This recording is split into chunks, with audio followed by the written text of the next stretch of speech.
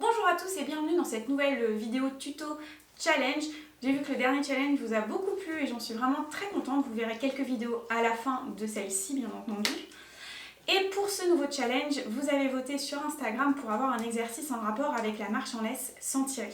Une des raisons pour lesquelles nos chiens tirent en laisse, c'est le réflexe d'opposition. C'est quoi ce réflexe d'opposition? C'est tout simplement lorsque notre chien va résister à une certaine pression, donc par exemple avec le collier ou le harnais, quand ça va lui tirer dans un sens, lui il va mettre une pression dans l'autre sens qui va le forcer un petit peu à tirer et tout ça, ça peut se renforcer et du coup le chien va pouvoir tirer de plus en plus en utilisant ce réflexe d'opposition.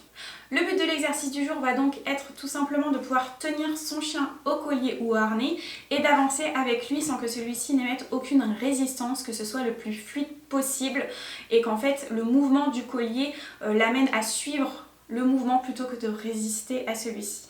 Avant de vous expliquer comment arriver à ce résultat, on va pimenter le tout en vous expliquant les différents niveaux du challenge du jour. Le niveau 1 du challenge consistera tout simplement à pouvoir faire 3 tours sur soi-même en tenant son chien au collier et en faisant en sorte que notre chien suive le mouvement donc et ne soit pas en train de tirer dans le sens inverse ou résiste au fait qu'on tire légèrement sur le collier. Il faut vraiment que ça soit fluide comme je disais tout à l'heure, donc c'est vraiment dans la sensation et c'est vous qui allez voir si votre chien vous suit réellement ou si vous avez besoin de forcer dessus, ce qu'on veut absolument pas bien entendu.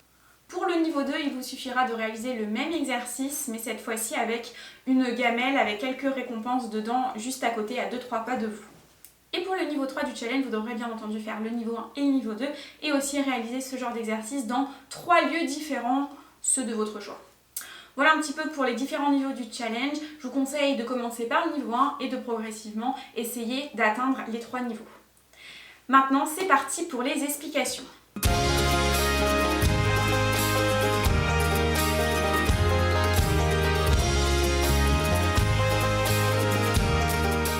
L'étape numéro 1 consiste tout d'abord à apprendre à votre chien à être à l'aise avec le fait d'être tenu au collier. Pour cela, il vous suffit de tenir votre chien au collier, de le récompenser pendant que vous le tenez, puis de le lâcher et de répéter l'exercice plusieurs fois. Le mieux, c'est de pouvoir répéter cet exercice régulièrement dans des contextes différents pour que votre chien soit vraiment à l'aise en toutes circonstances et être tenu au collier. Une fois que votre chien est vraiment à l'aise avec le fait d'être tenu au collier ou au harnais, vous allez pouvoir passer à l'étape numéro 2. Dans cette étape, vous allez tout simplement tirer sur le collier de façon très légère. Et lorsque votre chien fait un pas de côté ou se décale très légèrement pour pouvoir enlever cette pression, vous récompensez votre chien. Yes. Yes.